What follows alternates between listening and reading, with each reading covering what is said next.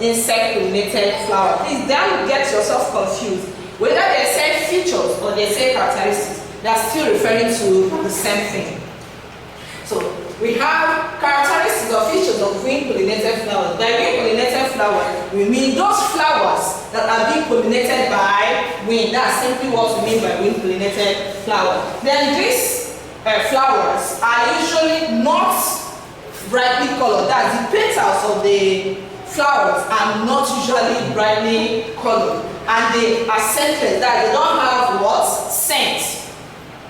They have no nectar. In other words, they don't even have nectar, because it is a nectar that produces this nectar. Then the stigmas are also very large. Large in the sense that because they are wind pollinated flowers, it has to be large so that when the wind is blowing the pollen grains here and there, the stigma being large will be able to capture some of these pollen grains so that pollination will be able to do what? Take place. Then another characteristic or feature is the stars. The stars are the structures holding the stigma. I'm sure you must have seen it in our pictures of flowers. So the stars has to be very long in order to be able to project the stigma for pollination to do what? Take place. That is it for characteristics of wind pollinated flowers.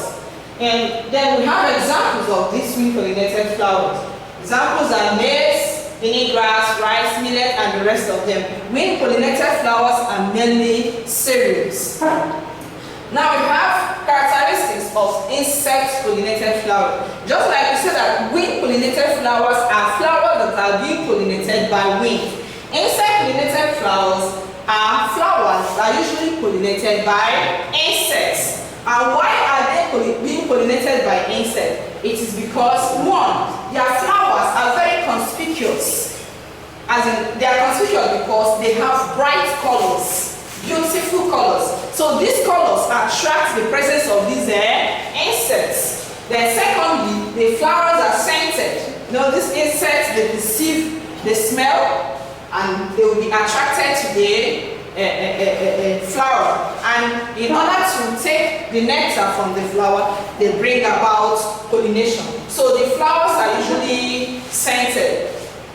Then thirdly, the flowers have nectaries at the base. These nectaries, I said earlier, are where the nectar are produced. Then the anthers produce little quantity of pollen grains. They don't have to produce, unlike in the case of wind pollinated flowers, where large quantities of pollen grains are usually produced. In insect pollinated flowers, little quantity of pollen grains are usually produced. Now that is it. Then we have the fifth one, pollination. Pollen grains are rough, and then because they are rough, they are able to get stick or get stuck to their stigma when they drop on their stigma. Then the stigma finally are broad and they're sticky. They are broad and sticky. They have to be broad so that they can be able to catch or capture the pollen grains when they drop on them. So this is where we call it, bring it to an end. And before then, let's run down the topic again. Remember, we said our topic is what? Pollination in plant. And we said that pollination is the transfer of mature pollen grains from the anther to the stigma of a flower of the same species. Now, it's only in plants that we make mention of what? Pollination. Pollination must occur in plants before fertilization and then reproduction. Without pollination, there can never be any fertilization. Just pollination in plants is more like mating in humans or in animals. And then we say we have two types of pollination, which are self-pollination and cross-pollination. Then we said that these cross-pollinations have features or characteristics that enable them to be carried out, such as dichogamy and then protamy. Then we also say that the self-pollination also have what? Features that aid in the self-pollination, which we say they are homogamy and cleistogamy.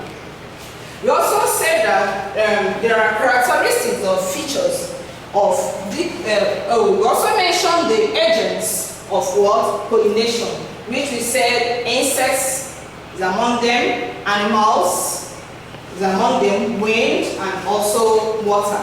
Now, there are some of these flowers that can be pollinated by wind, and insects have their features or characteristics that enable them to be pollinated by this insect or by winds, which we also listed and explained.